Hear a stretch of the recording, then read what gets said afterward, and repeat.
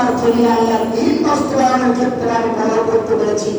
আমি যে আপনার প্রতিনিধি, এই দায়িত্ব আঞ্জাম দিতে গিয়ে কতটুকু আমার জ্ঞান খরচ করেছি, এ ব্যাপারে কি আল্লাহ প্রশ্ন করবেন না? করবেন না? আজ সাধারণ মানুষের কথাই আপনারা সংখ্যা আলেম আছেন, বড় বড় পণ্ডিত, কোরআনের জ্ঞান পাণ্ডিত্যের ক্ষমতা নাই, কিন্তু সত্য কথা বলেন না দুনিয়ার স্বার্থ হাসিলের জন্য। কথা বলেন ঠিক কিনা? চলান বন্ধ করে রেখেছে। সত্য কথা বললে চাকরি না থাকে, নিরাপত্তা না থাকে। এই যে আল্লাহর দেওয়া দায়িত্ব পালন করছেন না, হক আদায় করছেন না, জ্ঞান পাওয়ার পরেও আল্লাহর কাছে দেওয়ার তরিকা আছে না নাই? আছে না নাই?